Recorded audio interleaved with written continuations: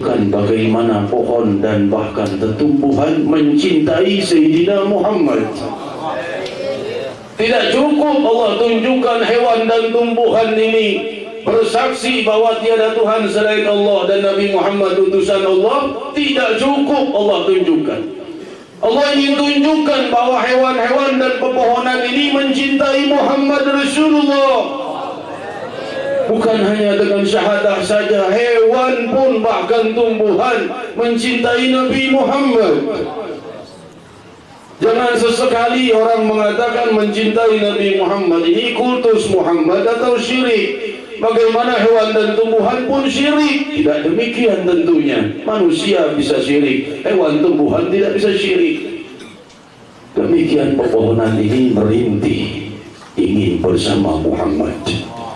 Bukan sekedar beriman, taat, bukan hanya itu, cinta.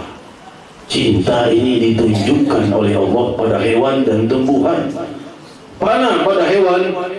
Pada saat Rasul SAW menyembelih daripada hewan, Rasul SAW menyembelih korban sebanyak 63 ekor onta. Demikian diriwayatkan di dalam hadits sahih. Dan saat itu Rasul menyembelih sendiri setiap ekor hewan itu. Dikatakan riwayat mengatakan Rasul ini menyembelih 100 ekor onta, tapi hanya 63 yang disembelih oleh beliau. Sehingga para sahabat berkata, tidak ada orang yang mampu menyembelih onta sampai 63 ekor sekaligus satu persatu, karena butuh kekuatan yang sedemikian dahsyatnya menyembelih onta.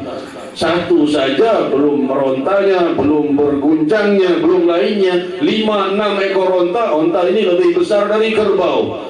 Jika kita berdiri, pundaknya onta itu lebih tinggi dari kepala kita. Demikian bagi orang yang sudah pernah haji atau umrah, tahu bagaimana besarnya onta. Betapa lelahnya menyembelih seekor onta. Rasul menyembelih 63 ekor onta dan sisanya diserahkan kepada Sayyidina Ali bin Abi Thalib. Rasul SAW menyembelihnya satu persatu, tidak lelah. Kenapa? Onta ini berdesakan ingin disembelih oleh Nabi Muhammad. Sebagaimana hewan lain tidak boleh melihat darah.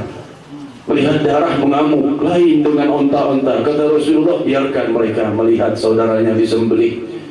Bukannya lari dan berontak, mereka berdesakan ingin disembelih oleh Sayyidina Muhammad.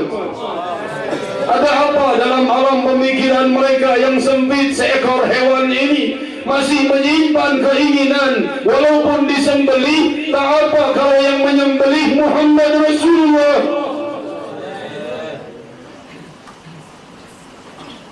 Jauh kecintaan kita terhadap Nabi Muhammad SAW. Onta ini berdesakan, saling ingin lebih dahulu disentuh dan disembelih oleh sang Nabi. Oleh sebab itu 1, 2, 3 sampai 63 Rasulullah berhenti, yang lain dipasrahkan pada Sayyidina Ali bin Abi Thalib.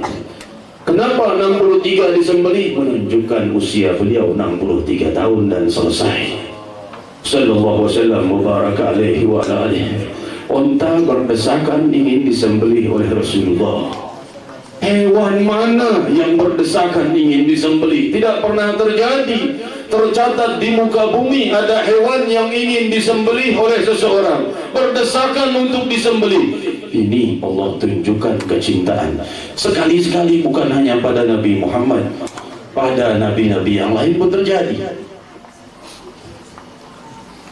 Bagaimana seekor katak? Diriwayatkan dalam tafsir Imam Qurtubi, demikian diriwayatkan dalam tafsir Imam Tabari dan Ibn Kathir. Ketika seekor katak itu, apa yang diperbuatnya? Ketika Nabi Allah Ibrahim dibakar oleh apinya Namrud, bagaimana keadaannya dibakar? Dikumpulkan kayu bakar lebih besar daripada bukit banyaknya, lantas dibuatkan satu kursi di tengah-tengahnya, bukan di atasnya. Jadi Nabi Allah Ibrahim ini dibikinlah satu tumpukan api, tumpukan kayu bakar yang demikian luas, di tengahnya ditaruh kursi, lantas diaturlah satu persatu seperti piramid bentuknya, seperti piramida, yang di tengahnya, di dalamnya itu, di perutnya adalah kursinya Nabi Allah Ibrahim dan diikat di tengahnya. Jadi jangan sampai kalau terbakar jatuh nanti. Tidak, di tengah-tengah, di dalam tengah-tengah daripada tumpukan daripada kayu bakar itu.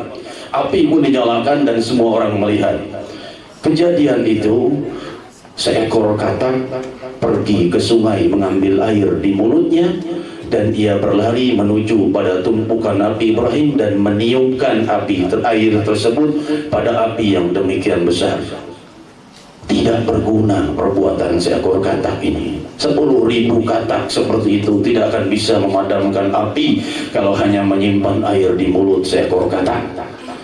Tapi kita bisa melihat cahaya kemuliaan mahabbah. Ini terjadi karena mahabbah. Katak ini tidak diperintah oleh Allah. Kalau diperintah oleh Allah pasti padam, walaupun hanya sedikit yang ada di mulutnya. Tapi tidak padam. Menunjukkan ini cahaya mahabbah. Katak ini mencintai Khalilullah Ibrahim. Lantas setelah itu apa? Setelah itu Allah jadikan makruh membunuh katak dari semua katak yang ada di muka bumi hingga akhir zaman, dari seluruh umat, sejak umat Ibrahim sampai umat Nabi Muhammad SAW. Semua katak yang di muka bumi makruh dibunuh. Karena apa? Pernah ingin di hatinya menolong Nabi Allah Ibrahim Khalilullah. Ini kejadian menunjukkan cintanya seekor katak pada orang yang dimuliakan Allah Ibrahim alaihissalatu wassalam Khalilullah. Ini terjadi di zaman Nabi Muhammad sallallahu alaihi wasallam. Bagaimana unta itu pun berdesakan ingin disembelih oleh sang Nabi. Dan demikian pula pohon yang menjerit tadi, batang pohon kurma ini menjerit. Bukannya dijauhi, katakan dijauhi, pindah dari biasanya bersandar pada pohon kurma, pindah ke mimbar, nangis menjerit karena tidak disandari lagi oleh Rasulullah. Seandainya pohon ini sedih, kenapa Allah jadikan suaranya terdengar oleh para sahabat? Kita beri tanda alamatul istifham. Kenapa? Cukup dia menyedih, mungkin berdoa kepada Allah, Rabbi kenapa aku dipisah dari Rasulullah. Cukup, tidak usah diperdengarkan. Siapa yang bisa membuat seekor satu batang pohon itu sampai suaranya terdengar oleh para sahabat? Allah yang memperdengarkannya. Demikian hewan-hewan mencintai Nabiku Muhammad, demikian pepohonan mencintai Nabiku Muhammad. Dengar rintihannya, dengar tangisannya, tidak mau berpisah dengan Muhammad Rasulullah. Dipisahkan saja, bukan berarti biasanya disandari lantas berpisah. Rasulullah pindah ke mimbar. Tidak mau batang pohon kurma ini, ingin selalu disandari oleh Nabi Muhammad SAW. Ini kejadian dari hewan, dari pepohonan, tumbuhan yang tidak punya perasaan dan hati. Allah jadikan, Allah perdengarkan bagi telinga sahabat.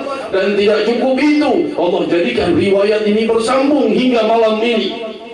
Bisa saja Allah memutus riwayatnya, selesai wafatnya sahabat semua, sudah riwayatnya dilupakan, disampaikan pada fulan, fulan mendengar, menyampaikan lagi, tidak cukup itu, disampaikan pada para muhaddithin besar, supaya ini dikitabkan dan ditebarkan ke permukaan barat dan timur. Allah yang mengaturnya, sampai dari bulan, pada Bukhari, pada Muslim, kitabnya tercetak dan lain sebagainya, sampai ke telinga kita di malam ini. Allah yang mengatur, sampai ke perasaan dan pendengaran kita malam ini. Allah yang mengaturnya agar kita memahami kecintaan hewan dan tumbuhan pada Nabi Muhammad SAW. Cukup hewan dan tumbuhan, para sahabat radhiyallahu anhum warḍahum. Setiap bulan saya datang ke sini menyebutkan kecintaan sahabat pada Nabi Muhammad. Bagaimana para Bilal bin Rabah, bagaimana Sayyidina Abi Bakar Siddiq, bagaimana Sayyidina Uthman, Sayyidina Umar, para sahabat radhiyallahu anhum warḍahum.